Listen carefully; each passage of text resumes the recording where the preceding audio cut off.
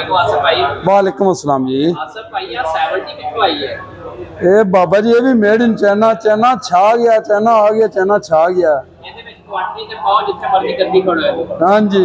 ਉਹ ਜਾ ਕਰੋ। और मजे की गल तो भाई जान ये है भी लोगों को दसो ना भी 70 ਦੇ ਜਿਹੜਾ ਨਾ मतलब मोटरसाइकिल की कीमत ਵਿੱਚ ਜਿਹੜਾ ਨਾ ਤੁਹਾਨੂੰ ट्रैक्टर मिल रही है।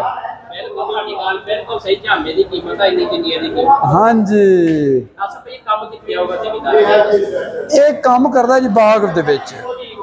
ਜਿਹੜੇ ਲੋਕਾਂ ਨੇ ਬਾਗ ਦੇ ਵਿੱਚ ਵਾਹਣਾ ਹੁੰਦਾ ਰੂਟਾ ਵਾਟਰ ਹੱਲਾ ਮਾਮਣਾ ਹੁੰਦਾ ਉਹ ਵੱਡੇ ਟਰੈਕਟਰ ਮੁੜ ਉੱਤੇ ਲੱਗਦੇ ਨੇ ਪੌਦਿਆਂ ਨਾਲ, ਪੌਦੇ ਟੁੱਟਦੇ ਨੇ।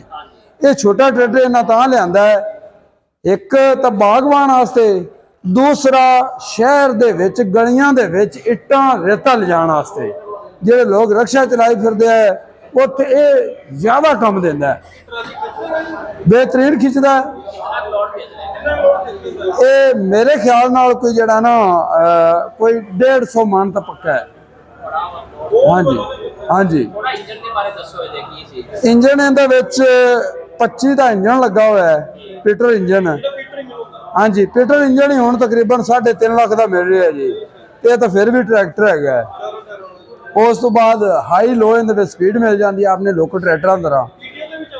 पीटीओ भी पीटीओ 540 चक्कर और मेरा ख्याल है 750 चक्कर भी ये ने। ठीक है ना, 750 बोर भी चलाएगा। बोर तो चल रहे हैं, ऑलरेडी चल रहे हैं, टरबैन तो चल रहे हैं। हाँ जी। उस तो बाद लोग इनके पिछे मैं अगले तो एक वीडियो बनाई है तो गन्ना इनके पिछे खिंची फिरते हैं। हाँ जी हाँ जी। छोटे किसान वो गन्ना विचों कटते आके ट्राले के उत्ते लदे है। हाँ जी। और इस तो बाद रूसी तरह इन्हों हाइड्रोलिक लाक भी दिता हुआ है। हाइड्रोलिक लाक लैंका उतना टंगते सी ना, देखो ना एक तो आ गया हाइड्रोलिक का लीवर। ये तो हाइड्रोलिक थोड़ा चलेगा, ये तो बंद होगा। ठीक हो गया बहुत साइड जा।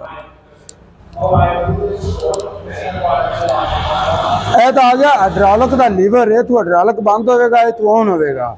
ठीक है बिलारस तरह। ਤੇ ਇਹ ਆ ਗਿਆ ਹਾਈਡ੍ਰੋਲਿਕ ਦਾ ਲਾਕ।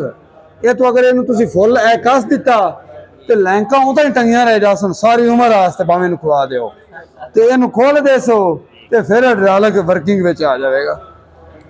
ਠੀਕ ਹੈ ਨਾ ਜੀ। ਟਰੈਕਟਰ ਮਤਲਬ ਛੋਟਾ ਜਿਹਾ ਵਿੱਚ ਫੰਕਸ਼ਨ ਉਹਨਾਂ ਸਹਿ ਸਾਰੇ ਦੇ ਦਿੱਤੇ ਨੇ।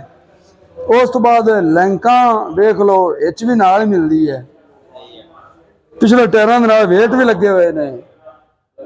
ਜਿਹੜਾ ਆਪਣੀਆਂ ਕੰਪਨੀਆਂ ਨੂੰ ਹੁਣ ਚੇਤਾ ਆਇਆ ਨਾ, ਇਹ ਉਹਨਾਂ ਨਿੱਕੇ ਨਿੱਕਿਆਂ ਨੂੰ ਮਿਲਾ ਛੱਡੇ ਹੈ।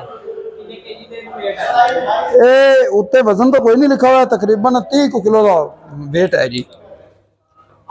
ਬਾਕੀ ਹੈ ਵੇਖੋ ਬਮਣ ਵੀ ਐਡਾ ਬੜਾ ਜ਼ਬਰਦਸਤ ਹੈ। ਹੁਣ ਸਟੀਅਰਿੰਗ ਆਪਣੀ ਜੋੜੀ ਦੇ ਵਿੱਚ ਹੈ, ਗੋਡੇ ਗੁੱਡੇ ਵੀ ਨਹੀਂ ਅੜਦੇ ਹੈ। ਤੇ ਸੈਲਫ ਸਟਾਰਟ ਹੈਗਾ ਇਹ, ਆਪਾਂ ਚੈੱਕ ਕਰਦੇ ਹਾਂ ਜੀ।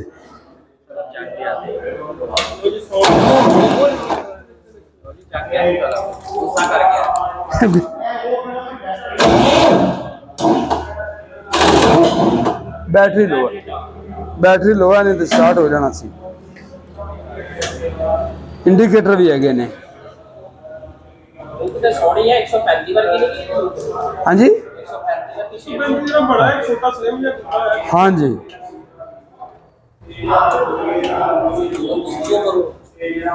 हैं खोजो पहले मुंडे तू गेर न्यूट्रल